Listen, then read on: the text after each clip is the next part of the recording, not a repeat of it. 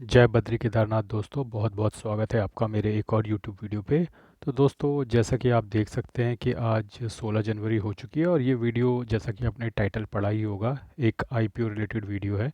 तो mutual fund related update शाम को 6 बजे आ जाएंगी, लेकिन फ़िलहाल इस वीडियो में जो मैं डिस्कस करने वाला हूँ वो है कि एक लेटेस्ट आईपीओ जिस पे मैंने अप्लाई किया है, लक्ष्मी डेंटल, उसके बारे में हम डिस्कस करने वाले हैं। लेकिन उससे पहले थोड़ा सा मार्केट को देख लेते हैं दोस्तों, क्योंकि ग्लोबल क्यूज़ बहुत पॉजिटिव थे, all around the world. Specially जो नेस्डेक और डो जोन्स था, मैं आपको दिखा भी देता हूँ कि कल नेस्डेक और जो डो जोन्स ने अच्छी स्ट्रॉन्ग क्लोजिंग करी थी। आप देख सकते हैं कि नेस्डेक ने जो है लगभग 2.5% का अप मूव दिया कल। 466 पॉइंट अप हुआ है। तो पॉइंट्स पे गौर मत कीजिए, परसेंटेज पे गौर कीजिए। 2.45%। अब ये नेस्डेक तो अपने ऑल टाइम लाइफ हाई के करीब पहुंच गया है, और डो जोन्स भी लगभग 0.25%, लगभग 703 पॉइंट अप हुआ है। तो भैया हमारी मार्केट की तो ज़बरदस्त पिटाई हो रही है। लेकिन अब ये बात साफ समझ में आ रही है कि पैसा कहाँ जा रहा है। पैसा लग रहा है नेस्डेक में और डो जोन्स में, और यूएस मार्केट जो है ऑल टाइम हाई की तरफ जा रही है। लेकिन दोस्तों, ये सिचुएशन कभी भी रिवर्स हो सकती है। एक बार ट्रम्प की ताजपोशी हो जाए, चीज़ें सेटल हो जाएं, फिर वहाँ से यूएस मार्केट में भी फॉल आएगा, और जब वो फॉल आएगा उसके बाद वो पैसा निकल कर, मुझे ऐसा लगता है वो पैसा घूमेगा, और वो घूमकर दोबारा फिर इंडियन मार्केट में आएगा।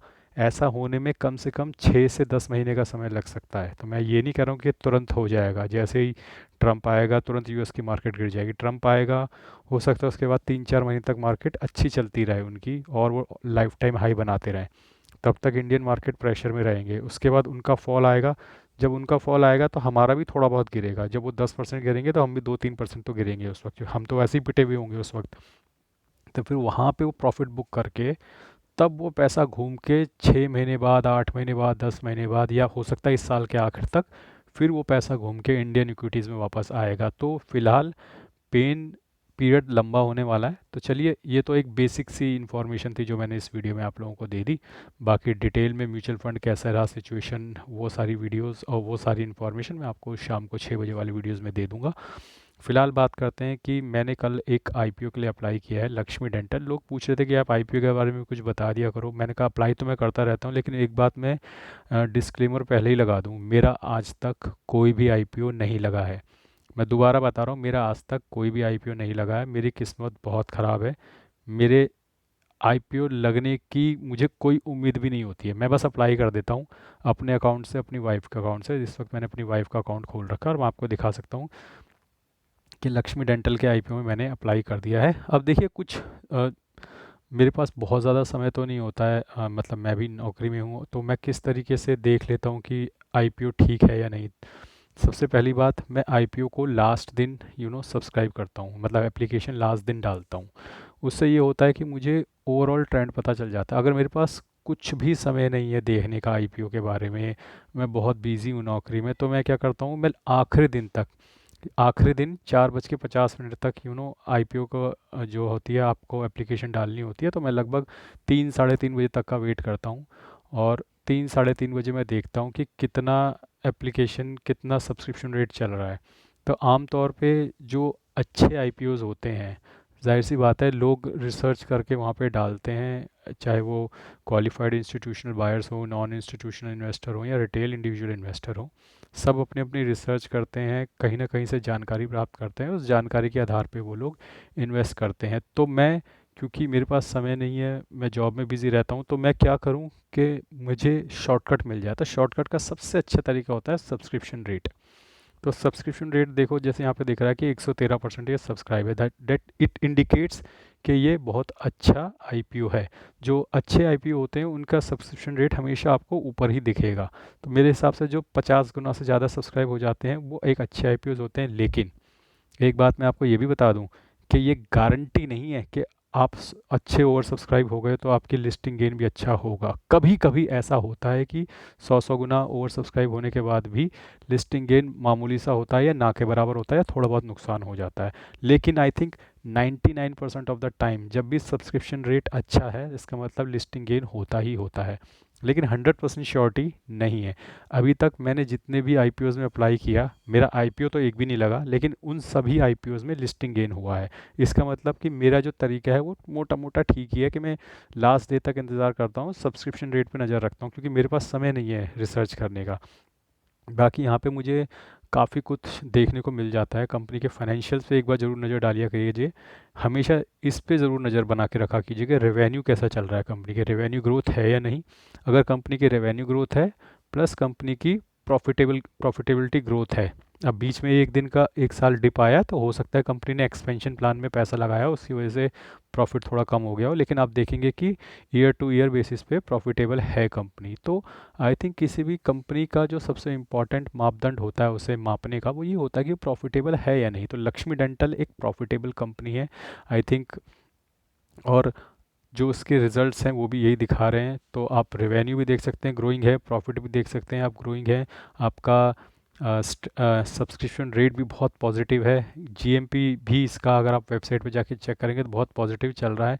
और जो कंपनी है वो ऐसा नहीं है कि हाल फिलहाल में 2-4 साल पहले खुली है और वो पैसा उगाने के लिए मार्केट में आ गए। कंपनी भी आप पढ़ सकते हैं कंपनी के बारे में भी, 2000 लगभग 20-21 साल से ये कंपनी है।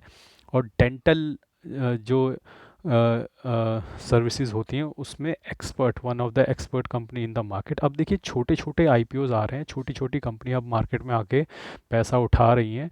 और ये जो छोटे छोटे बिजनेस होते हैं ना दोस्तों, ये मनी को मल्टीप्लाई करने के हिसाब से कई बार देखा जाए तो बहुत अच्छे शेयर होते हैं। 20-22 साल 25 साल पुरानी कंपनियां हैं, धंधा पूरा अच्छा इन लोगों को आता है, अपनी मार्केट में इन लोगों की पकड़ है। ठीक है, डेंटल बिजनेस ऐसा नहीं है कि कोई भी औना पना उठ के पैसा लगाएगा वहाँ पैसा कमा लेगा। जाहिर सी बात है, कोई एक्सपर्ट्स हैं, कोई डॉक्टर हैं जिन्होंने मिलकर ये कंपनी बनाई है और उनको इस धंधे की समझ है, वो 20 साल से ये धंधा कर भी रहे हैं और सबसे बड़ी बात है प्रॉफिटेबल है।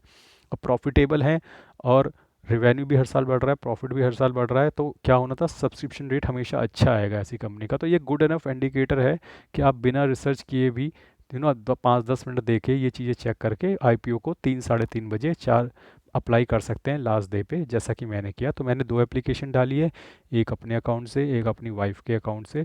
बहुत ज़्यादा रिसर्च मैं इसमें नहीं करता क्योंकि मुझे मुझे पता है मेरी किस्मत वैसी आज तक ख़राब रही है, मेरे को कभी आईपीओ मिलता नहीं। तो इतनी ऐसी जगह पे मैं बहुत ज़्यादा समय भी इन्वेस्ट नहीं करना चाहता। लेकिन इसका मतलब ये नहीं है कि आंख बंद करके मैं पैसा डालता हूँ। ठीक है, मैंने आज तक जितने भी आईपीओ में अप्लाई किया है सब में अच्छा लिस्टिंग गेन हुआ है, यानी कि मेरी जो भी मैं 5-10 मिनट इन्वेस्ट करता हूँ उसमें मैं ये तो एनालाइज कर ही लेता हूँ कि कौन सा आईपीओ अच्छा है और कौन सा अच्छा नहीं है। तो आई थिंक ये 2-4-5 चीज़ें अगर आप देख लो, दिस इज़ गुड इनफ। और आपको मुझे हिसाब से 99% ऑफ टाइम गेन ही होगा अगर आपका आईपीओ लगता है। 1% रिस्क तो रहता है, ये देखिए शेयर मार्केट तो है ही रिस्क, शेयर मार्केट बिना रिस्क के तो काम हो नहीं सकता। लेकिन अगर आपके पास 99% गेन है और सिर्फ 1% का रिस्क है तो क्या इतना रिस्क तो लिया ही जा सकता है।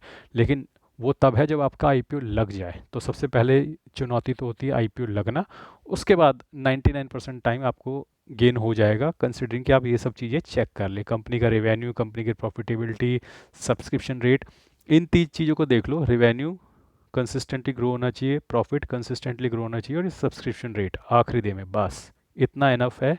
बहुत ज़्यादा रिसर्च करने की ज़रूरत नहीं है, शॉर्टेस्ट तरीका है ये। ठीक है, उसके बाद आप अप्लाई कर सकते हो, मैंने भी अप्लाई कर दिया, आप देख सकते हो। और यूपीआई रिक्वेस्ट मेरी अप्रूव हो चुकी है। तो ये एक एप्लीकेशन मैंने अपनी वाइफ के अकाउंट से डाली है, एक एप्लीकेशन मैंने अपने अकाउंट से डाली है। और आई थिंक ट्यूसडे को इसकी लिस्टिंग है। तो देखते हैं लक्ष्मी डेंटल में किस्मत लगती है नहीं, आज तक तो नहीं लगी किसी भी आईपीओ में। किस्मत मेरी ख़राब है, लेकिन मेरी ख़राब है इसका मतलब ये नहीं कि आप लोगों की भी ख़राब होगी, हो सकता है आप लोगों का आईपीओ लग जाए। तो आप लोग आईपीओ में इन्वेस्ट कर सकते हैं। अनफॉर्चुनेटली लक्ष्मी डेंटल का आईपीओ क्लोज हो चुका है, लेकिन आगे और भी आईपीओ आएंगे। तो मैं आईपीओ क्लोज होने से पहले ही उसके बारे में बता दूंगा। और मैं एसएमई आईपीओ में इन्वेस्ट नहीं करता। जैसे स्टालिन इंडिया फ्लोरोकेमिकल का आ रहा है, ये देख लेते हैं एसएमई है, ये भी एसएमई आईपीओ नहीं है। इसमें मैं इन्वेस्ट करूंगा, लेकिन अभी इसमें समय है। तो ये 20 तारीख को क्लोज हो रहा है, तो मैं 20 तारीख को इसको अप्लाई करूंगा, उसी वक्त एक वीडियो भी आपको बनाकर दिखा दूंगा। तो आज तो देख सकते हैं कि आज लगभग हमारी 16 तारीख है, तो अभी बहुत समय है इसमें। तो स्टेलिन इंडिया फ्लोरोकेमिकल्स पहले देखेंगे इस कंपनी के बारे में कैसी है। तो लास्ट डे में भी मैं चेक करूंगा इसके फाइनेंशियल्स को, इसके रेवेन्यू को, प्लस सब्सक्रिप्शन रेट को। बस यही 3 चीज़ चेक करके मैं आईपीओ पे अप्लाई कर देता हूँ और 99% टाइम मेरा जो एनालिसिस है वो ठीक जाती है। तो दोस्तों आज के लिए बस इतना ही। धन्यवाद। Good bye.